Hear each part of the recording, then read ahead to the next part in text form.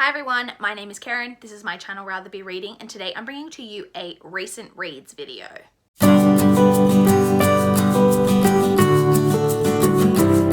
It has been a week since I last checked in. I had a good reading week, so I only completed 5 things, but I completed 5 and I DNF'd another, and I didn't complete a single audiobook. So I had mentioned, if you saw my life/channel update that went live a couple of days ago, then you know that I was going to be starting a new job, and so this past week was my last week in the position that I was leaving. And because of that, I listen to most of my audiobooks while I'm at work. And because I was leaving that position, most of my last week was spent with a colleague, like training them, taking them through a lot of aspects of my role. And so I didn't have anywhere near as much audiobook listening time as I normally would. And then the one audiobook that I had started, was my DNF, which we'll get to when we get to that. So having said that, I didn't complete a single audiobook, and I read 5 books this week, including 2 classics. So I'm super proud of how much I actually read. Like, normally I normally get through 4, so it's only 1 more than usual, but the fact that I read 2 classics, I think just makes it even more impressive, in my opinion. So let's jump in and talk about those 5 things and the DNF that I read. I just realized I'm not at the correct page in my notebook, so excuse me while I quickly flip. Oh, I am also going to do a Hogwarts House Battles update quickly at the end as well, so stay tuned for that if you're interested. So the first book that I completed this past week would be the correct answer, I believe. Cooper Bartholomew is Dead by Rebecca James. So I had mentioned that I had read a couple of books by Rebecca James previously, and I realized once I finished this and I was looking into her a bit more that I've actually read everything by her now. She only has 3 published novels. This is her most recent. She hasn't published anything since this one, despite the fact that this was published in 2014. So I hope she comes out with more stuff because I do quite enjoy her books. So this one follows the story of Cooper Bartholomew, who at the beginning of the novel, his body is found at the base of some cliffs. And it is basically assumed that he has committed suicide, but his girlfriend, Libby, doesn't believe that he committed suicide. She believes they were in love, they were happy. She just doesn't make sense to her that he would have committed suicide. And so in this book, we get dual timelines. We get the aftermath of Cooper's death, and then we also go right back kind of to the very beginning of Cooper and Libby's relationship, and you're not following just their relationship, that's kind of the time period from them, and we get perspectives from in the past. We get Cooper's perspective and we get Libby's. We also get his best friend and a female friend of his, and then in the present day, obviously we don't get Cooper's perspective because he's dead. And so that is basically what this story is about. This one was just okay for me. To me, so this is what I had assumed was a thriller. I guess it's more of a mystery, but it's not really a mystery. I guess you kind of have the mystery of did Cooper commit suicide or did something else happen, but it wasn't very mysterious to me. I did still enjoy it overall. Like, I enjoyed my reading experience, but it wasn't anything amazing. I ended up giving this 3.25 stars. I then read Only Daughter by Sarah A. Denzel. This was a NetGalley read, so I did receive a digital copy in exchange for an honest review from the publishers. So this is a thriller. It is about a woman who, at the start, so on the cover, I think it says, I can't remember the wording, but in the synopsis, sorry, not the cover, in the synopsis, the way that it was described made me think that her daughter was really young. So it follows this woman whose daughter has recently, so kind of similar to Cooper Bartholomew, which is not surprising because it's quite a tropey thriller premise, that in this story, her daughter has recently been found at the bottom of a quarry. She's dead, and it's ruled a suicide, and the main character doesn't believe that it was a suicide. And so, like I was saying, so the way it was described in the synopsis, it's not clear, and I don't know why. It's very vague, and it's not even clear that it's about like a potential suicide. It just basically says that her daughter dies, goes missing and then dies, and she's trying to uncover the truth. And for some reason, the vibe I got from the synopsis was that her daughter was like young. I don't know why. The daughter's not like young. I think she's 17, so she's like a teenager. And then of course it's got the whole, does she know her daughter as well as she thought she did? Because, you know, as she's trying to figure out like what happened, she's discovered that there's a lot more about her daughter and her daughter's life than what she was aware. This was okay. I enjoyed it. It was pretty like readable. In terms of like the ending and like the overall like reveal, I guessed part of it, and then there was part of it that I didn't guess, which is good. Like, I'm always happy to have a moment where I'm like, oh, didn't see that coming. But I was a little bit frustrated with it in this particular book because I don't believe that the reader was given any, like the part that I guessed was because it was pretty obvious, but the other part was just kind of came out of nowhere. Like, and maybe on a reread I would read it and go, oh no, there were clues left, but I really don't think that there were. It just kind of came out of nowhere. You also have this whole like kind of possible unreliable narrator, not necessarily that she's like unreliable, but you get a lot of like, you know that she's got kind of this dark past. She grew up in a very like low socioeconomic kind of background, like on an estate, I think is the way that it's, here we would say she lived in housing commission, but I think it's called living on an estate. I think that's like the UK phrase for like living in like government housing. Very poor, her mother drank, she had a tumultuous upbringing, and you get a lot of clue, like hinting that there's something dark in her past and that she's trying to overcome, and there's a lot of her talking about, is she a sociopath? But she doesn't, she like has basically been diagnosed as a sociopath, maybe, but she loved her daughter, and it's like a sociopath can't feel emotion and love. So there's all that going on in there too. So like I say, it was interesting. Like I say, I was a little bit frustrated with the ending with that kind of reveal. Like I say, I was excited at first. I was like, oh, I didn't guess that. But then I was like, well, how was we supposed to guess that? So yeah, mixed kind of opinions. In the end, I gave that 3.5 stars. Giles has joined me, in case you couldn't tell. Oh, and now he's leaving. The next book that I read was the first classic that I read this week, which was Jane Eyre by Charlotte Bronte. So I had never read this before. Obviously a hugely popular classic. I enjoyed it.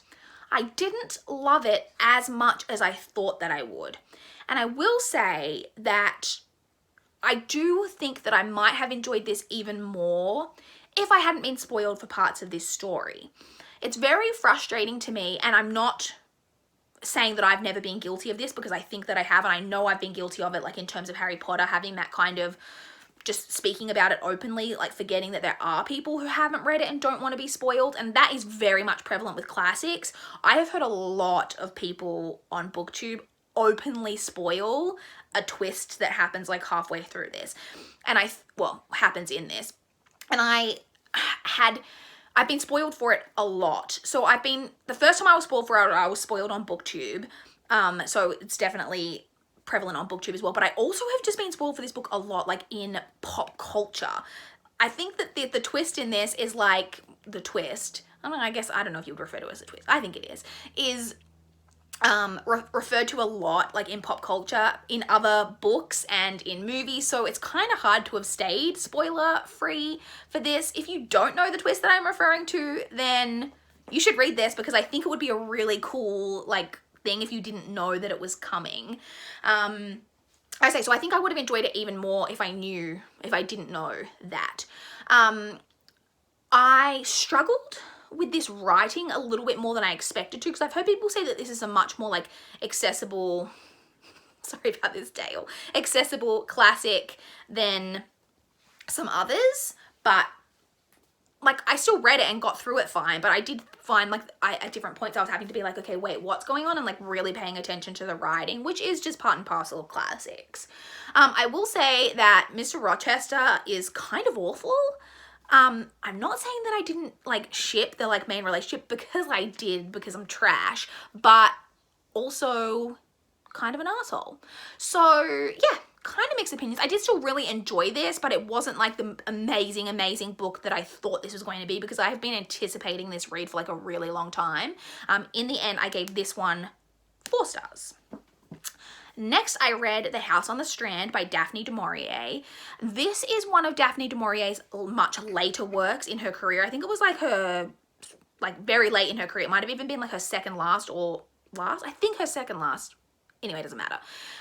Published book. It's very different from her other stuff that I have read, in that it's not, well, so it's published in 1969 and it follows a main character named Dick, who, which, why was that ever in, like, his name's Richard, I assume.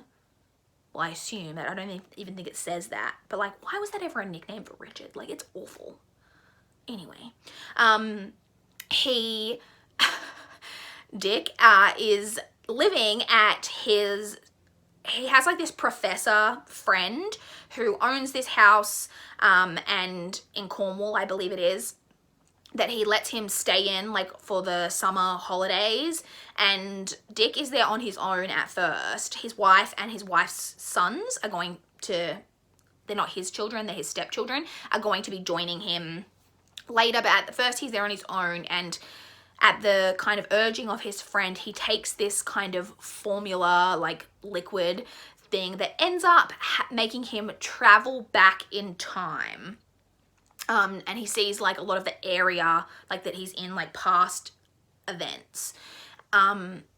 Issues start to arrive in that the taking of this drug is fairly addictive, which is one of the things I had problems with. So I guess I don't really know what else to tell you. That's kind of the main crux of the plot. I didn't enjoy this. So I have had kind of a mixed relationship with Daphne du Maurier. Well, not mixed. So I've read Rebecca, one of my favorite books of all time. Freaking love it. I think the next one I read by her was Jamaica Inn, which I also really enjoyed. I think I then read Frenchman's Creek, which is not one of my favorites of hers, but I did still enjoy it. I think read My Cousin Rachel, which I love. Is probably my second favorite of her books. Then I read Hungry Hill, which I didn't love. Nothing super problematic, and that one was just kind of boring. And then now the next one I've read since then is this one, which I also really didn't like. And one of my complaints about this one is, again, it was really boring. And you would think with this whole time travel thing that it would be like really interesting. And at first, at the very beginning, I was very intrigued. But then as it went on, the parts set in the past was so freaking boring. Like nothing was happening. And the whole thing about it being addictive is, it's nothing about the drug that's addictive, because it's not like a pleasant experience. Like it's not like you get some incredible high from it. It's just literally puts you into the past. And there are a lot of negative side effects after you take it. Generally there's confusion, vertigo, nausea, a lot of stuff going on. The only thing that's apparently addictive about it is this like great urging to go back into the past again, to like re-experience this experience because it's so amazing. And I was just like, why do you care about like finding out? Like this is so boring. Like who cares what's going on in the past? It was so boring. And you get a lot of like time spent in the past. On top of that, you get this whole cast of characters for the part set in the past, and it was so confusing. There was only probably like 6 or 7 of them, of like main ones, but then you get other people kind of sprinkled throughout. But like some of them had the same name, so it was like and they were all related, like in different ways. So it was like Joanna, whose first husband Henry, but then Henry dies, which happens right near the start, so not a spoiler. Husband dies, but then she's also got a brother named Henry, and Henry's other sister or whatever has a child named Joanna, and there's like, and they're all related, and they're all cousins or brothers, and they're all married, and there's like several with the same name. It was so confusing. So half the time in the past, not only was it boring, but I literally didn't understand what was going on. And then on top of that, again, the main character is, I really didn't like him. He's a real asshole. He makes really derogatory comments like quite often about, not like directly at them, but like about his wife, well, about his wife, but also about his wife's like children. Like he clearly like doesn't care about them like at all. He's really put out by them kind of almost being a part of the life. And I was just like, ugh, Dick was a bit of a dick. So, you know, there was that. I read the whole thing because it wasn't super long. It was like just over 300 pages. So I got through it pretty quickly, but not a fan, if I'm being honest. So I end up giving that 2 stars. Next we come to the DNF, which was You'd Be Mine by Erin Hahn. So this, like I said, I was listening to it on audio, and it's just, so this is a YA contemporary that follows dual perspectives. You've got Clay, who is a country music star, and then we have Annie, whose parents were both massive country music stars, but then they had this like really like fantastic famed relationship, but it was like kind of a toxic relationship, and I believe that they both died in like this double suicide thing, so it was like a whole thing. And then she's their daughter, and she also has this great country music talent, and Clay is like a bad boy in the country music scene, and he is kind of on rocky ground with his what's it called, like recording company, with his contract with the label. That's the term I was looking for, with the label, because he's gotten in a few fights, like there's been issues, and so they make him convince this daughter Annie to come on board as like his like support act with her like band, because she's got a really like good girl image, and to like bring her on board to like help with his image and blah blah blah. And obviously a romance is going to ensue. It's just over 300 pages. I read about 90 pages, so I read just under a third before I was just like, I just can't be bothered with this book. Partly to do with the fact that I'm not going to be listening to getting a lot of like audiobook listening time in this time, because I'm now hallelujah in my 3 weeks off. Today is Saturday, but like I finished my last day of work yesterday, so I'm officially a free woman for 3 whole weeks.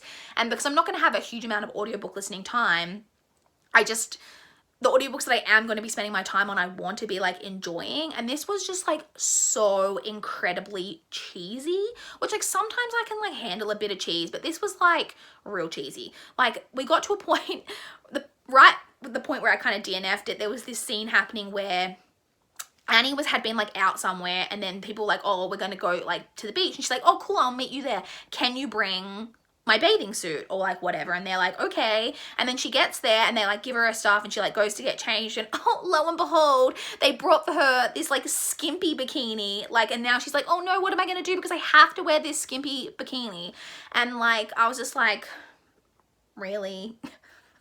It was so incredibly cheesy, like, and it was just eye roll worthy. Like I was rolling my eyes so hard I just about had a stroke. So it was, I think I think I would have given it like a 3-star if I'd read the whole thing, but I just wasn't willing to keep spending my time on it for only a 3-star read. It was just far too cheesy for me. So I ended up DNFing that one. And then the final book that I did complete was Wuthering Heights by Emily Bronte. So this was the second classic that I read. This one is considerably shorter. It's like Wuthering Heights is close to Jane Eyre is close to 500 pages, whereas this one was only like 350, just over 350 pages. I didn't enjoy this one as much as Jane Eyre, but I actually did enjoy the writing in this one. I think Emily Bronte's writing to me was a little bit better than Charlotte Bronte. I can't do any further investigation into that, because this is Charlotte Bronte published 2 other books, I think. She had 3 in total, whereas this is the only work that Emily Bronte ever published. So this, I never even said the plot of Jane Eyre, but I'm just going to assume you know. But this obviously is like the just kind of famed, doomed love affair between like Cathy and Heathcliff is like kind of the main plot of this. This was kind of mixed, because every single character in this book is awful. Heathcliff is awful, and he's not only like just like a terrible person, but he's also like a massive suck on like every bit of goodness in anyone else, and so everyone is awful. And it was just, I didn't like any of the characters, and it was just one awful thing after another, and people being awful to each other constantly. I did still, like I say, I enjoy the writing and the setting, and like there were parts of it that I was really enjoying, but the overall story, I was just like, ugh, this is just like kind of depressing and very like, just like a suck of like reading all of these people who were just constantly being awful to each other. Also, can we talk about this cover? Like, what is this? Like this girl here, like, I'm sorry, who are you supposed to be? Because you're clearly wearing like a blazer and like black jeans. And yet this was published in 1847, so I'm not really sure what this cover is supposed to be depicting. But in any event, so I say I didn't enjoy this as much, but I did still kind of like it. Mixed opinions on this one. I ended up giving it 3 stars. Those are the books that I read. Quickly to touch on the Hogwarts house battles. So I have now in total, so far this month, read a total of 7,463 pages. And like I've mentioned, you get a point per page. Prior to this week, I had completed, prior to this update, when I did my last update is basically what I'm trying to say, I had completed 1 weekly challenge, which you get 150 points for. I've still only completed that one, and I won't be completing the one for the last week. So 150 points for that. In the last update that I'd given, I had completed 4 class challenges, which you get 50 points per class challenge. So I had 200 points, and I have completed another, 7? And I have 350 bonus points now. So I've got a total of 8,163 points so far. I will just quickly touch on the 7 challenges that I've checked off since the last time I updated you. So I've completed the challenge for astronomy, which was to read a book only at night. For that, I read Saga Volume 9. The class challenge for flying, which is to read a most anticipated book, which I used Jane Eyre for that because like I said, it's one of the classics I've been dying to read for the longest time. The next was for History of Magic, a book from another generation. For that, I think I probably could have used one of my classics, but I ended up deciding to use for that Stacey's Mistake by Anne M. Martin, the Babysitter's Club book that I read this month, because I definitely think of that as being like from another generation. They were published in the 80s, so kind of a different generation from what we have now. I also completed the class challenge for Care of Magical Creatures, which was to read a book with an animal on the cover. I didn't expect to check that one off, but then when I was reading, and I'll put it on here again, the cover for House on the Strand, as you can see, there's lots of animals in like glass jar, like there's like a lobster, I think, and like an octopus and stuff like that. So I managed to check that one off with that. I also completed Divination, which was to read a predicted 5-star read. For that, I used Jane Eyre again because you can double, triple, however many up challenges you want for this. Because Jane Eyre was a predicted, it was in my last 5-star TBR predictions video that I did. I also used Jane Eyre again for the Muggle Studies prompt, which was to read a hyped book. Because like I said, I personally think Jane Eyre is one of the most hyped classics out there. Possibly the most hyped apart from Pride and Prejudice, I would say. Maybe. Anyway, and then the last one that I also completed was Ancient Runes, which was just to read a classic novel, which I again could have used Jane Eyre for, but just to change things up, I slotted Wuthering Heights in for that one.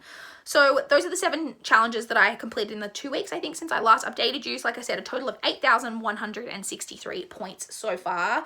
Not too bad. I'm pretty happy with that. And now very quickly, just to touch on what I'm currently reading, I guess. I'm currently reading All the Breaking Waves by Kerry Lonsdale, which is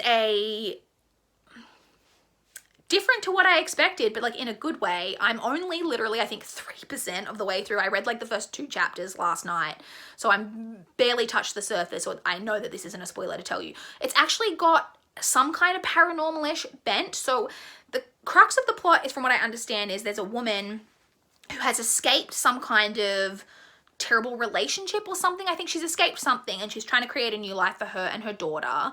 When her daughter starts having, well, that's all I kind of really knew, except that there was something happening with her daughter and that she, I think, has to go back to kind of where she came from to sort something out.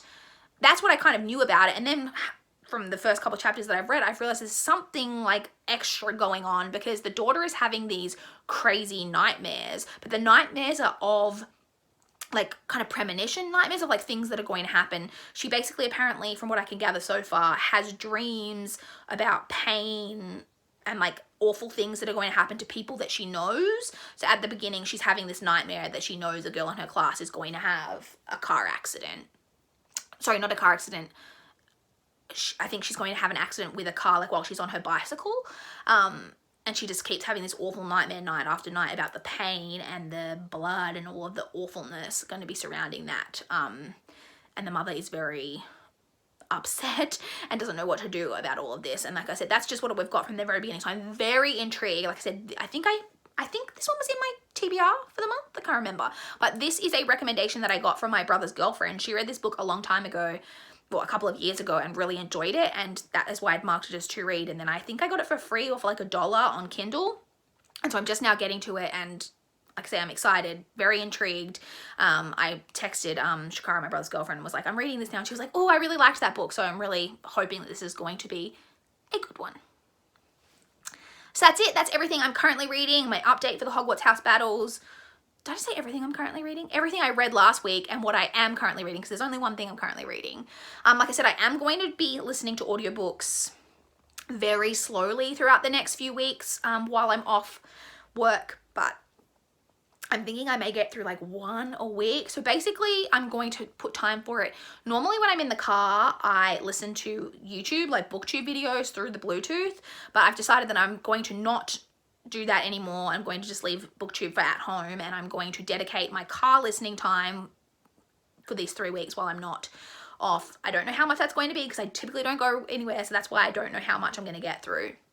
I'm going to dedicate my car driving time to, I'm actually going to be alternating as well though. So again, I don't know how much I'm going to get read because I'm going to alternate between audiobooks and podcast episodes because I have not been listening to podcasts in like months, and I'm so behind on all the podcasts that I listen to, and I really want to catch up. So I'm basically going to like listen to a podcast episode, and then so I can get through like at least a couple of podcast episodes while I'm off as well, and then listen to an audiobook, so on. So I'm not currently reading an audiobook because I'm currently in the middle of a podcast episode.